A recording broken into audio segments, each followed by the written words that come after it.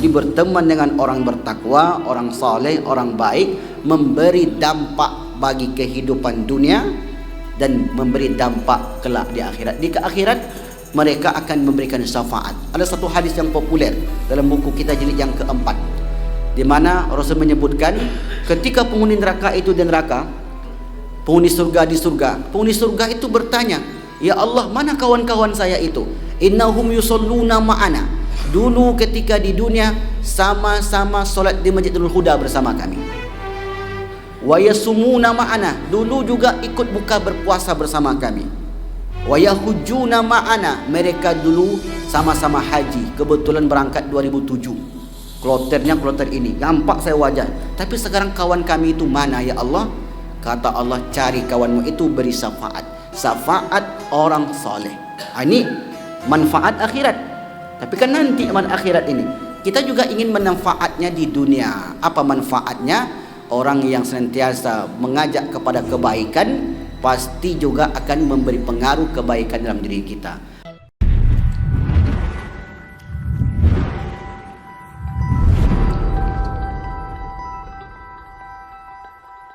Yaitu orang-orang yang salah dalam berteman. Ini lebih ngerucut. Kalau sebelumnya umum, karena pengajian kita semakin ke bawah semakin kerucut. Karya ilmiah itu begitu, semakin ke bawah semakin ngerucut. Beda dengan koran. Kalau koran semakin ke bawah semakin melebar. Apalagi berita. Berita untuk besok itu melebar itu. Begitu perbedaan karya ilmiah dengan berita yang ada di koran-koran. Maka mengerucut, kemudian umum orang tak beriman. Sekarang orang yang salah memilih teman. Nah, kisah itu Allah ceritakan di dalam Al-Quran. Quran surat yang ke-25. Quran surat Al-Furqan. Ayat yang ayat yang ke-27, 28 dan 29. Ini Allah ceritakan dengan jelas seseorang yang bernama Uqbah bin Abi Mu'id. Uqbah bin Abi Mu'id ini seorang saudagar, orang kaya, termasuk juga orang terpandang yang hidup di kota Mekah. Uqbah ini Bapak Ibu, orangnya baik, berteman dengan siapa saja. Dengan Abu Jahal, Abu Lahab dan abu-abu yang lain dia berteman. Dengan pentolan-pentolan kota Mekah, pemuka-pemuka besar kota Mekah, dia berteman. Dan juga berteman dengan Muhammad. Jadi dia ini orangnya sosialis lah kira-kira begitu. Jadi dia tak pandang siapapun saya berteman. Sampailah suatu ketika Uqbah ini akan mengadakan acara besar, kenduri bahasa kitanya. Kalau acara besar, orang Mekah itu atau orang Arab pada umumnya, mereka mengundang sebanyak-banyak orang. Karena itu menjadi sebuah kebanggaan. Dan bahkan mewajibkan kita makan sebanyak-banyaknya. Tak boleh tak makan. Saya pernah bertamu semasa di Mesir, sudah penuh ini perut di hari Idul Adha. Disuruh makan lagi. Kalau ikan tuna itu sepanjang ini, satu orang 2 ekor. Itu orang Arab begitu. Betul tak Pak Lukman? Sahih. Tapi kalau mahasiswa kita, sepanjang ini ikan tuna, potong 5. Yang penting kenyang. Karena mahasiswa kan begitu pikirannya. Bertamu saya ke rumah kawan orang Mesir di Idul Fitri pula. Idul Adha. Raya kurban. Disiapkanlah. Ayo makan kata. Kita ada masak sedikit. Kita tengok bukan kecil. Segini sedikit. Ya sedikit bagi orang Arab, sedikit bagi orang Ocu itu beda. Jadi perbanding sedikit itu tergantung sudut pandang.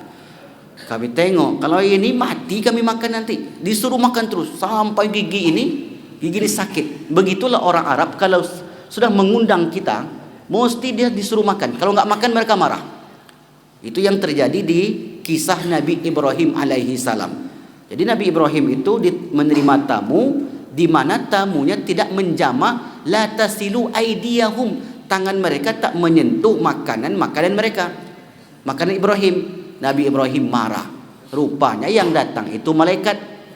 Makanya malaikat itu nggak makan. Maka nanti kalau ada jamaah kita habis ini tak makan dia, itu malaikat berarti. Jangan-jangan malaikat maut. Nah, jadi Uqbah ini membuat suatu acara besar, diundanglah seluruh penduduk kota Mekah, termasuk Muhammad. Tapi Muhammad memberi syarat, dia tak menganggapnya nabi.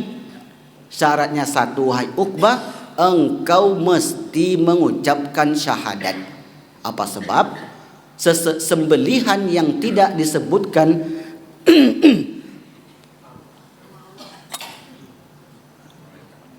sembelihan yang tidak disebutkan bismillah tak halal dimakan. Maka orang Islam itu kalau membeli sesuatu tentu harus jelas dulu baca bismillah atau tidak. Saya di sini ada Pak Ucok, mana dia? Tak nampak. Kalau Pak Ucok tu tak mau dia beli ayam di pasar. Kenapa gitu? Baca bismillah atau tidak dia kata. Tapi insya Allah orang kita baca bismillah. Untuk ihtiyaton, kehati-hatian boleh-boleh saja, tak ada masalah. Nah, akhirnya Uqbah ini mengucapkan syahadat depan Muhammad sallallahu alaihi wasallam. Setelah bersyahadat, maka berjanjilah, kamu datang nanti, insya-Allah datang. Tak lama setelah itu tersebarlah berita di kota Mekah bahwasanya Uqbah telah murtad dari agama nenek moyang mereka, maksudnya kafir Quraisy. Kemudian disidanglah oleh Abu Jahal dan pentolan kota Mekah lainnya. Ditanya, hai Uqbah, qad sabaqta, engkau telah mengkhianati agama nenek moyang kita. Kata Uqbah, kenapa? Engkau telah mengikuti agama Muhammad yang membuat kita berpecah belah. Kata Uqbah, tidak. Sebenarnya saya tidak mengikuti agama Muhammad, tapi engkau sudah bersyahadat, bersaksi dia adalah Rasulnya. Di sinilah Uqbah menjelaskan, wahai kawanku, sesungguhnya aku ucapkan itu untuk menenangkan hatinya saja. Jadi ada orang ketika berkawan dengan kita, iya depan kita, mengangguk dia, belakang kita mengeleng. Iya kata dia. Tapi rupanya menggeleng, dalam mengangguk itu menggeleng. Kata Uqbah, saya ucapkan itu agar dia datang di acara pesta yang akan saya buat. Katanya, kalau tidak mengucapkan syahadat, tak akan dijamah makanan yang kami hidangkan. Dan ini aib bagi orang Arab. Jadi kalau tak makan itu aib. Mungkin di sebagian tempat kita, kalau makan banyak itu yang aib. Kalau di sana makan banyak itulah yang dianjurkan. Kemudian kata kawan-kawan Uqbah, tak bisa begitu, harus hitam putih. Orang kafir tu begitu, Pak. Maka orang Islam mestinya begitu juga, hitam atau putih. Maksudmu apa? Pilih dia atau pilih kami? Di sini Uqbah itu diuji kesetiakawanannya. Sementara kawan-kawannya ini, kawan bisnis, kawan berburu, kawan berperang, kawan dari kecil, mungkin kawan-kawan sama cari kayu gaharu, kawan buat ladang sawit, mungkin kawan-kawan lah pokoknya, kawan lama. Sementara Muhammad ini bukan kawan lama, hanya saja orang terpandang, keturunan Quraisy, pengaruhnya besar dan orang baik, digelari Al-Amin. Tapi yang namanya kata kawan setia, kata Abu Jahal dan yang lainnya, Umayyah bin Khalaf, kata dia, hitam atau putih, berteman dengan dia atau dengan kami. Begitulah prinsipnya orang kafir kota Mekah tu, Bapak Ibu. Ngomong tengguh dalam pendirian, enggak abu-abu, enggak boleh. Jadi apa maksudmu? Mesti engkau batalkan pertemanan dengan dia, atau jangan berteman dengan kami. Oh, berat. Bingung Uqbah ini. Ini kawan berbisnis, nanti enggak disuplai, nanti sembako ke sini habis, terputuslah bisnis. Nanti tak diajaknya berdagang ke Syam. Sementara Muhammad ini yang cari hanya kalau tamu datang tak dimakan, menanggung rasa malu.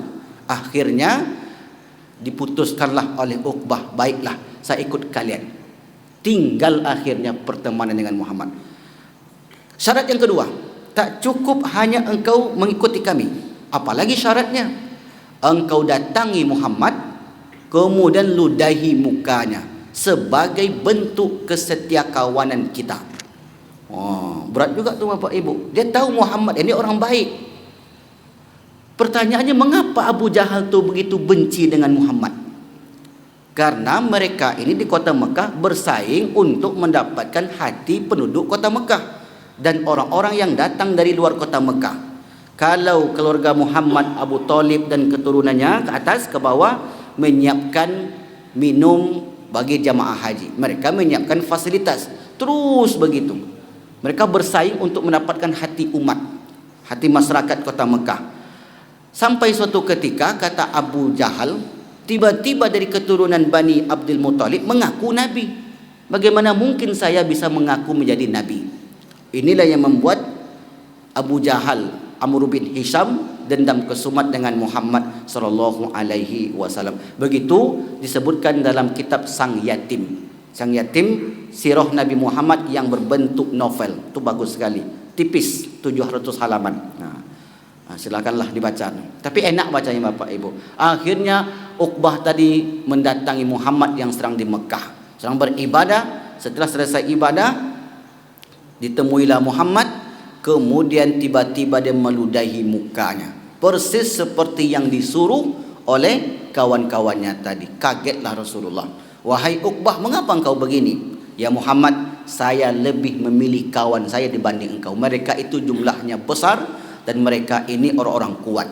Apa kata Rasulullah? Ketahuilah wahai Uqbah, ludahmu yang mengenai muka saya ini nanti akan dibalas oleh Allah berupa bakaran api neraka di wajahmu, menjadi hitam. Tapi Uqbah tak peduli Bapak Ibu, karena orang kalau sudah ada kepentingan di sana, apapun ucapan orang itu tak peduli.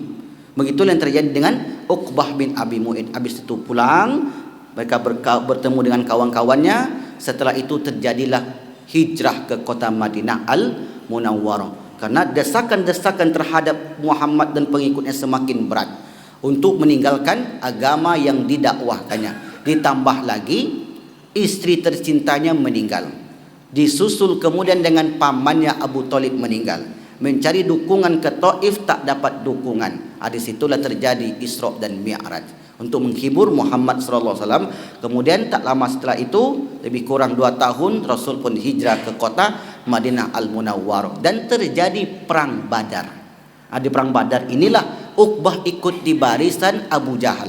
Abu Jahal meninggal, Umayyah bin Khalaf meninggal, termasuk Uqbah. Ketika dikumpulkan jenazah-jenazah mereka, selain Abu Jahal yang dimasukkan ke sumur, maka kemudian sahabat bertanya, ya Rasul, ini kenapa wajah Abu Uqbah ini warna hitam?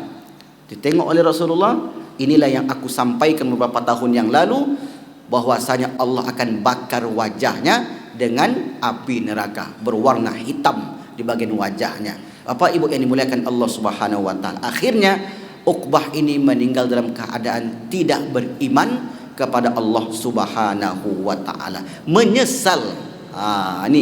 Menyesal ketika sudah sampai di barzakh. Ada mengatakan setelah sampai di akhirat. Karena ini tafsiran ulama itu bermacam-macam. Karena pembahasan kita penyesalan di penghuni barzakh, maka kita ambillah kisah itu menunjukkan orang-orang yang salah memilih sahabat di masa hidup akan berpengaruh besar dalam kehidupannya. Allah berfirman, jadi Uqbah itu meninggalnya dalam keadaan tidak mengikuti agama Muhammad, meskipun dia mengakui Muhammad itu sebagai nabi, orang baik, orang terpercaya. Apa sebab? Sebab pengaruh teman. Maka Allah sebutkan kisah itu di dalam Quran surah Al-Furqan ayat 27, 28 dan 29. A'udzubillahi minasyaitonir rajim. Wa yauma, dan pada hari ya'addu zalimu ala yadai, orang-orang zalim itu menggigit jari jemarinya. Yaqulu, sambil berkata, ya laitani, alangkah celakanya aku, ittakhadhtu ma'ar rasul sabila, andailah aku dulu mengambil jalan Rasul itu. Jadi penyesalan itu pasti selalu datang kemudian hari. Andailah dulu jalan itu yang aku tempuh, andailah dulu saya bersama Nabi yang dipilih, pasti saya tidak begini. Ya wailata laitani, alangkah celakanya saya, lam attakhiz fulana khalila, kenapa tidak dia yang aku jadikan sebagai temanku semasa hidup? Kenapa orang itu kawan saya? Kenapa Uqbah? Kenapa Umayyah bin Khalaf, Abu Jahal, Abu Sufyan dan pemuka-pemuka besar Quraisy lainnya yang menjadi teman saya sehari-hari? andailah dulu, ini ungkapannya, dulu ketika di dunia aku berteman dengan orang baik itu, maka pasti aku akan terpengaruh dengan kebaikan-kebaikan yang dia buat. Lalu kemudian, laqad adallani an dzikri ba'da idh ja'ani, sungguh mereka itu telah menyesatkan aku dari zikri, dari peringatan Al-Quran dan Muhammad. Wa kana syaitanu lil insani khadzula, dan setan jugalah yang bekerja di balik itu semua. Memang setan yang buat skenario, yang menyesatkan manusia itu setan. Tapi setan itu terkadang tak wujud asli setan, dia berwujud manusia. Makanya disebutkan oleh Al-Quran, minal jinnati wan nas, yang membisikkan manusia itu jin dan manusia. Kalau jin atau setan, mungkin kita bisa berta'awuz, auzubillahi minasyaitonirrajim. Mungkin kita bisa istighfar, setan itu akan lari. Mungkin di rumah kita bacakan surah Al-Baqarah, mungkin kita berlindung dengan doa-doa kita. Tapi kalau kawan, nampaknya benar, rupanya tak benar. Nampaknya menolong, rupanya mendorong. Di pinggir jurang, nampaknya menolong, rupanya tujuannya mendorong. Begitulah pandainya manusia itu menggelabui. Bahkan tipu daya manusia itu jauh lebih hebat daripada tipu daya setan itu sendiri. Maka disinilah kata para ulama bahwasanya betapa banyak orang yang awalnya baik, lurus, tidak neko-neko, ketika mendapat kawan yang salah berbelok. Maka disinilah para ulama mengambil sebuah hadis, perumpamaan teman yang baik dengan teman yang buruk. Matsalul jalisis salih, perumpamaan teman duduk yang baik, kahamilil miski wasu'i, dan teman yang buruk seperti orang yang membawa minyak wangi dan pandai besi. Ini ilustrasi dari Nabi. Teman yang baik seperti pembawa minyak wangi. Mengapa minyak wangi? Karena kata Nabi, imma ayyuhdiyaka wa imma antabta'a minhu. Mungkin saja engkau kecipratan aroma wangi minyak tersebut, atau engkau membelinya. Ini perumpamaan dengan berteman dengan orang yang saleh, orang yang baik. Wa imma antajida minhu rihatan thayyibatan, atau engkau mendapatkan wewangian, hadiah wangi yang baik dari aroma minyak tersebut. Wa nafikhul qir, adapun orang yang pandai besi, imma ayyuhriqa thiyabaka, mungkin jadi akan membakar bajumu. Orang yang berteman dengan tukang las contohnya, bukan berarti buruk ya tukang las itu, ini perumpamaan. Karena baju bisa jadi akan terbakar, atau mungkin baju terciprat asapnya yang begitu pekat. Akhirnya yang awal tadi datang ke tempat itu dalam keadaan bersih, wangi, karena dapat aroma asap yang tak baik, akhirnya baju pun menjadi tidak wangi lagi, menjadi kotor. Ini perumpamaan Nabi. Maka disinilah penting kita menjaga persahabatan. Oh, berarti kita tak boleh bersahabat dengan beda keyakinan Ustaz? Boleh saja, boleh, tapi porsinya mesti dilihat. Betapa banyak Bapak Ibu orang yang awalnya memeluk Islam, kemudian karena berteman dengan lintas agama, akhirnya meyakini semua agama benar. Ini pengaruh besar. Oh tidak Ustaz, insya Allah iman saya kuat. Begitu kata sebagian orang, saya tak akan terpengaruh. Sehari, 2 hari, 3 hari, dimasukkanlah subhat dari agama mereka, akhirnya linglung juga ini orang. Dan saya pernah diskusi dengan seorang perempuan di Pekanbaru, dulunya Muslim, kemudian di umur 25 tahun berteman dengan seorang laki-laki, akhirnya jatuh cinta, ingin menikah dengan laki-laki itu. Setelah ditelusuri, rupanya pemuka agama yang paling besar di Indonesia setelah Islam. Setelah itu Bapak Ibu, karena sudah cinta, akhirnya digadaikanlah agamanya itu, menikah dengan laki-laki ini sampai ke Roma, sampai ke St. Catherine di Mesir, kemana-mana dibawa. dia beriman kepada Allah sampai umur 25. Bersama laki-laki ini sampai umur 50. Artinya apa? Separuh hidupnya berkeyakinan dengan agama suaminya. Sementara dia 25 tahun itu potonglah 10 tahun, tinggal 15 tahun. 15 tahun ini potong pula yang solat cuma 5 tahun. Bisa jadi beragamanya itu hanya 5 tahun. Menurut pengakuan dia, kalau dibandingkan keyakinan saya dengan keyakinan bapak saya, maksud Islam, itu lebih banyak keyakinan, lebih dalam keyakinan bersama suami daripada keyakinan sama orang tua. Tapi Bapak Ibu, qadarullah, sang suami meninggal. Dan sang suami di Pekanbaru ini menjadi orang besar. Artinya terpandang di agama dia. Qadarullah, meninggallah sang suami ini. Rupanya ngiangan-ngiangan pelajaran-pelajaran waktu kecil dulu masih terngiang-ngiang dalam benaknya. Ingin belajar lagi, belajar Islam lagi. Maka pertanyaan pertama yang diajukan ke saya, kalau memang Al-Quran itu kitab suci, apa buktinya? Oh, kan berat tuh, Pak. Kalau Bapak Ibu tanya, nanti berkawan dengan orang yang beda keyakinan, ditanyanya, Pak Ketua, Pak Marjan katanya, apa buktinya kitab Bapak itu kitab suci yang datang daripada Allah? Oh, itu kan dari ulama kami. Bapak tengok atau tidak? Itu kan dari Nabi kami. Jumpa enggak dengan Nabi itu? Tidak jumpa. Jadi kita kan berdasarkan keyakinan saja. Kalau keyakinan itu digoyang Bapak Ibu, habislah. Maka ketika itu saya berpikir, karena saya sering menonton Zakir Naik, maka Zakir Naik ini kan logis sekali. Buktinya Al-Quran itu kitab suci, pertama saya bilang, bahwasanya tak satu pun huruf-hurufnya yang salah. Karena kalau manusia yang buat, pasti ada salah. Terbukti tidak? Terbukti. Oh. Yang kedua, ada informasi dalam Al-Quran yang mana saat itu manusia belum memahaminya. Proses kejadian manusia, dari air, segumpal darah, dibalut dengan tulang, dibalut dengan daging, kemudian berkembang, terus ditiupkan ruh. Ini tidak didapati di zaman itu, karena kemajuan ilmu kedokteran baru abad ke-19, abad ke-20. Sebelumnya tidak dikenal dengan ilmu kedokteran yang hebat. Itu dua saya bilang. Yang ketiga, ada informasi dalam Al-Quran bahwasanya ada satu api yang hidup di dalam lautan. Wal bahril masjur.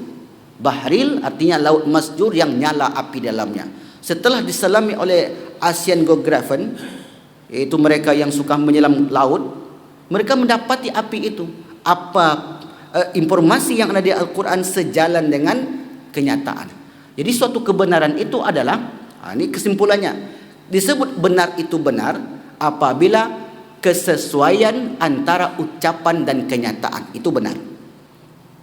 Ini berat nih Bapak Ibu. Ini kajian pemikiran namanya. Karena dulu ketika saya di Gontor, inilah kajiannya, kajian pemikiran. Karena pemikiran inilah yang banyak menyesatkan kalangan mahasiswa. Sampai dulu kita dengar di satu provinsi di daerah Jawa, oh, anjing hu akbar katanya. Ini kan sebabkan karena diajarkan filsafat, kemudian dijauhkan dari agama.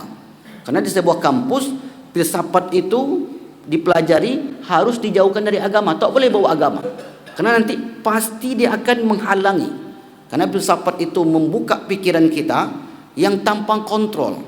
Apapun boleh kita pikirkan. Sampai suatu mahasiswa yang diceritakan dulu oleh, lupa saya namanya, Laskar Jihad yang di Ambon, yang sudah meninggal, Ja'far Umar Thalib. Waktu itu datang ke pondok kami, dia cerita, ada seorang dosen yang membuat subhat kepada mahasiswanya. Ini teman tadi juga nih Bapak Ibu, berkawan tadi. Kata dia, kalau memang Allah itu maha kuasa, apakah dia bisa menciptakan yang lebih besar pada dia? Ini subhat kan berat nih Pak. Kalau dia bisa, ada yang lebih besar pada dia, berarti Allah itu tidak akbar. Kan akbar kan yang maha besar. Kalau dia bisa, berarti ada yang lebih besar pada dia. Kalau tidak bisa, berarti enggak maha kuasa. Bingunglah mahasiswa ini, karena dia enggak belajar tauhid. Sampai dia tanya ke Ustaz Ja'far Umar Thalib, dijelaskanlah, sederhana jawabannya. bahwasanya dalam pelajaran akidah itu ada 3 yang dipelajari. Ada yang wajib bagi Allah, sifat wajib ini sifat 20. Ada yang mustahil bagi Allah, ada yang jaiz, ada yang boleh bagi Allah. Yang wajib apa? Wajib Allah itu ada. Itu wajib bagi dia. Kalau enggak ada, bagaimana alam semesta ini ada? Yang kedua, mustahil. Apa yang mustahil? Mustahil Allah itu punya anak. Qul huwallahu ahad, Allahus samad, lam yalid wa lam yulad. Mustahil punya anak, mustahil punya istri, mustahil punya pembantu, mustahil menciptakan yang lebih besar pada dia. Ini namanya hukum akal. Yang ketiga yang jaiz, yang boleh oleh Allah itu bisa saja buat kita kaya, buat kita miskin, buat kita sukses, buat kita bangkrut. Ini sebut dengan hukum akal dalam ilmu akidah. Bapak Ibu bisa tengok di buku saya, judulnya Mudah Memahami Sifat 20. Ketuhanan mudah memahami sifat 20. Itu yang saya mulai sebelum menjelaskan ilmu akidah. Sebenarnya semua bisa dijawab, tetapi bagi orang yang tak belajar akan terpengaruh. Nah, begitulah beberapa kampus ingin menyesatkan kaum pelajar kita. Maka ini diawali dengan siapa orang itu berteman, dengan siapa orang itu berkawan, akan memberi pengaruh besar dalam kehidupan. Sebenarnya banyak sekali contoh-contoh yang mungkin bisa kita tengok di dalam kehidupan kita. Terakhir contoh yang saya angkat, habis waktunya, tambah dikit lagi. Saya dulu Bapak Ibu ketika di pesantren punya kawan rajin sekali solat. Pesantren kami tutup 2006. Saya pun pindah, semua santri dipindahkan. Saya berangkat ke Kairo 2009 tanggal 25 Februari, pulang 2013 bulan 11, bertemu saya dengan kawan saya ini yang dulu orang alim. Setelah bertemu saat itu, nauzubillah, dia sudah kena obat-obatan narkoba. Dia tak mau sebenarnya, tapi datang kawannya kasih satu, gak mau, gratis. Digratiskan dulu, sekali gratis, 2 kali gratis. Rupanya ketagihan sampai 5 kali, no free lunch, tak ada makan siang yang gratis. Terpaksa beli. Kalau beli kan mahal Pak, kecil mahal.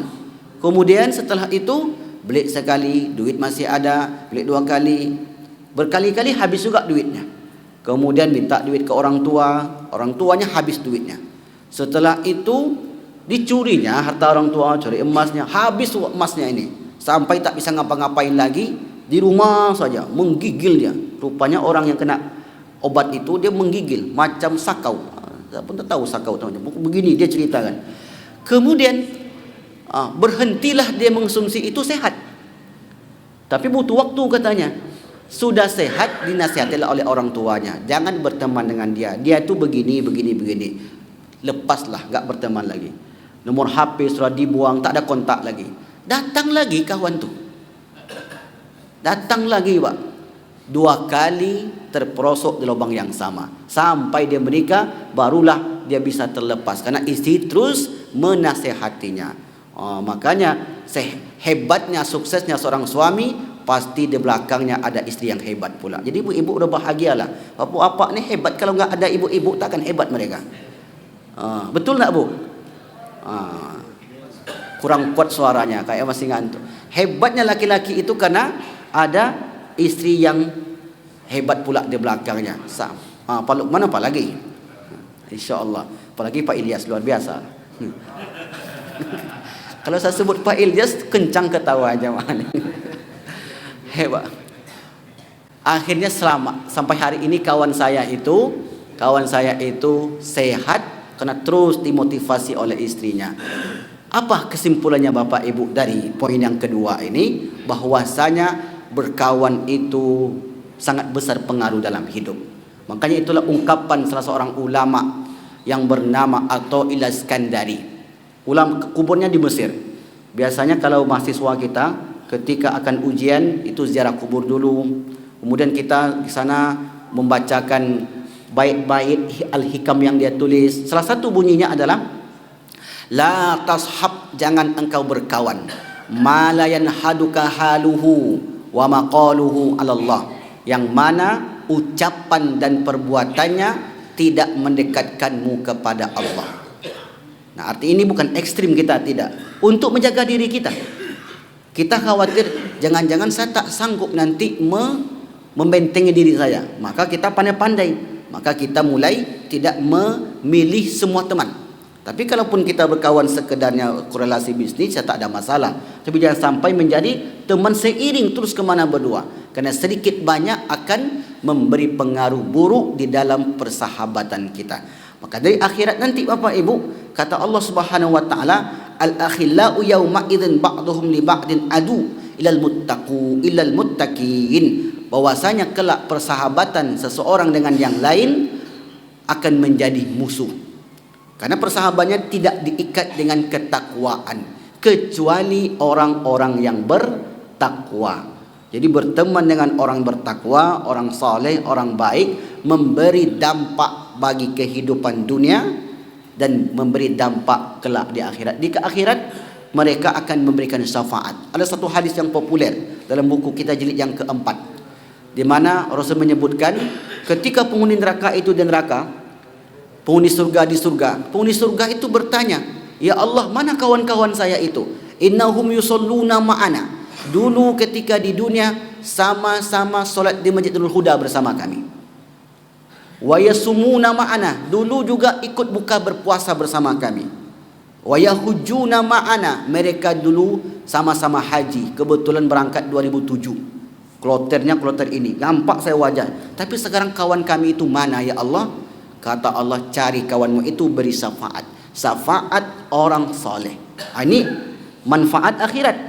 Tapi kan nanti akhirat ini kita juga ingin manfaatnya di dunia. Apa manfaatnya? Orang yang senantiasa mengajak kepada kebaikan pasti juga akan memberi pengaruh kebaikan dalam diri kita. Orang yang mengajak kepada keburukan juga akan memberi pengaruh buruk dalam kehidupan kita. Maka oleh karena itu, jangan sampai kita menyesal salah memilih teman semasa hidup. Maka berbahagialah Bapak Ibu berada di lingkungan orang-orang yang baik. Karena setidaknya pasti dia ingatkan, zuhur dah masuk ni. Kalau tak ada kau mengingatkan zuhur, biarlah masuklah zuhur. Awak selesaikan dulu ini. Itu akan memberi pengaruh sedikit banyak. Yang terpenting lagi bagi generasi muda. Kalau Bapak Ibu, saya yakin dah selamatlah insya-Allah. Karena sudah selesai, sudah berada di lingkungan yang baik. Tapi anak-anak kita, maka mungkin inilah menjadi tanggungjawab besar bagi orang tua agar mereka juga mengikuti langkah kita, langkah orang tuanya, mendapatkan sahabat yang baik, mengarahkan kepada kebaikan pula. Amin, amin ya rabbal alamin. Baik Bapak Ibu yang dimuliakan Allah, ada yang bertanya? Alhamdulillah, tidak ada yang bertanya. Hadis penutup, hadis riwayat Imam Tirmizi. Qala Nabi sallallahu alaihi wasallam, al-mar'u ma'a man ahabba yaumal qiyamah. Seseorang itu bersama orang yang dia cintai di hari kiamat kelak. Kita bisa menentukan posisi kita. Nanti kita dengan siapa di sana? Berbanding lurus atau paralel dengan teman kita di dunia. Dengan siapa kita berkumpul, dengan siapa kita berkawan, dengan siapa kita bercengkrama, maka itulah yang menjadi teman kita nanti. Salah kita memilih kawan, salah pula nanti di sana. Betul tepat kita memilih teman, maka tepat pula kita di sana. Maka oleh karena itu, jika ingin memesan tempat di surga, kata para ulama, pesannya sejak sekarang. Sudah di booking dari sekarang. Maka bookinglah tempat kita Bapak Ibu dengan cara yang kedua ini, memilih teman yang baik. Amin, amin ya rabbal alamin. Baik Bapak Ibu yang berbahagia, karena tidak ada pertanyaan, waktu isyraq pun sudah masuk, maka ada? Tidak ada? Ya? Belum masuk lagi? Berapa menit? 5 menit. Okey, baik. Kalau begitu kita selesaikanlah ini. Karena yang ketiga keempat ini pendek. Yang ketiga, yang ketiga, orang yang mengabaikan nasihat agama. Berarti kan mengerucut kan? Mengerucut. Orang yang mengabaikan nasihat agama. Itu Allah ceritakan dalam Quran surat Al-Muluk 68 ayat 10 dan 11. Mereka yang sudah sampai ke sana, mereka katakan, qalu law kunna, andai kami nasma, kami dengarkan dulu nasihat orang tua kami itu. Orang tua kami mengarahkan begini ke sini ke sini, sudah benar jalannya tapi dilanggar, diselisihi perintah tersebut. Au naqil, kalau kami pikirkanlah apa yang diarahkan oleh orang tua kami, oleh ketua kami, oleh nenek mamak kami itu, ma kunna fi ashabis sa'ir, tidaklah kami berada di sa'ir ini. Sa'ir disebutkan salah satu nama neraka, tapi di dalam barzah itu juga ada namanya azab berupa yang panas, semacam neraka juga. Makanya doa kita kan, wala taj'al qabrahu khufratan min hufarin niron, lubang dari lubang api neraka. Bukan berarti di neraka, tapi masih di dalam barzah. Fa'tarafu bidzambihim fasuqal li ashabis sa'ir. Akhirnya mereka mengakui dosa-dosa mereka yang menyelisihi nasihat-nasihat daripada orang tua mereka yang sudah beriman. Karena Bapak Ibu yang berbahagia, kalau orang beriman itu menunjukkan sesuatu, kata Nabi, ittaqu firasatal mu'min, takutlah kalian dengan firasatnya orang beriman. Tentu orang beriman yang saleh. Fa innahu yanzuru bi nurillah, karena mereka itu melihat dengan cahaya Allah. Kalau kita ini mungkin gelap-gelap cahayanya, tapi kalau orang-orang yang beriman, orang-orang yang saleh, alim ulama, apalagi sampai tingkat wali, maka mereka itu yanzuru bi nurillah, mereka itu melihat sesuatu dengan cahaya Allah. Bisa dibacanya apa yang akan ke depan, terjadi ke depan. Membaca bukan berarti ramal, ramal beda.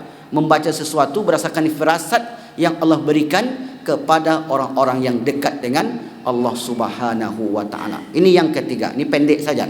Yang keempat, yang terakhir, orang yang menyesal nanti dikerucut lagi. Beriman, tidak beriman, salah milik teman, nasihat agama. Yang keempat ini, orang yang tidak membayarkan zakat hartanya.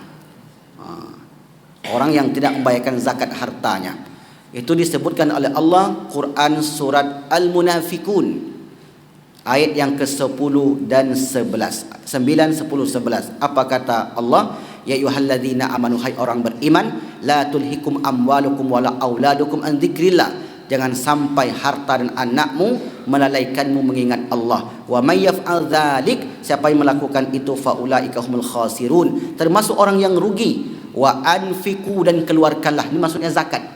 Wa anfiqu mimma razaqnakum min qabli, sebelum ayyatiya ahadukumul maut, sebelum datang kematian kepada kalian. Fayaqul, lalu kemudian dia berkata, Rabbi, ya Tuhanku, laula akhartani, andai engkau tunda kematianku sebentar, ila ajalin qarib, sebentar saja, fa asaddaqa, aku akan keluarkan hakmu ya Allah, aku akan bayarkan hakmu ini ya Allah. Fa asaddaqa wa akum minas salihin, dan aku akan termasuk orang-orang yang saleh. Inilah penyesalan mereka, orang-orang yang diberi kelebihan harta kemudian tidak dikeluarkannya untuk Allah Subhanahu wa taala. Wallahu a'lam bishawab. Mungkin inilah yang dapat kami sampaikan Bapak Ibu, mudah-mudahan bermanfaat. Kalau tidak ada pertanyaan, maka kita tutup dengan doa. Auzubillahi minasyaitonirrajim. Bismillahirrahmanirrahim. Alhamdulillahirabbil alamin. Shalatu wassalamu ala asrafil anbiya'i wal mursalin wa ala alihi wa ashabihi rasulillahi ajmain. Allahumma khtim lana wa ajalana bi husnil khatimati was sa'adah wa la takhtim alaina bi su'il khatimati wasyaqawah. Allahumma arinal haqqa haqqa warzuqna ittiba'ah wa arinal batila batila warzuqna ijtinaba. Ya Allah, tampaklah kepada kami yang benar itu benar dan yang batil itu batil. Allahumma arinal haqqa haqqa warzuqna ittiba'ah. Dan ketika kami tampak itu kebenaran, maka jadikanlah kami pengikut daripada kebenaran itu. Allahumma arinal haqqa haqqa warzuqna ittiba'ah wa arinal batila batila warzuqna ijtinaba. Ketika kami tampak kebatilan itu sebagai kebatilan, maka jauhkanlah kami dan keluarga kami dari kebatilan itu. Rabbana atina fid dunya hasanah wa fil akhirati hasanah wa qina adzabannar. Walhamdulillahi rabbil alamin. Subhanakallahumma wa bihamdika asyhadu an la ilaha illa anta astaghfiruka wa atubu ilaik. Walafu minkum. Wassalamu alaikum warahmatullahi wabarakatuh.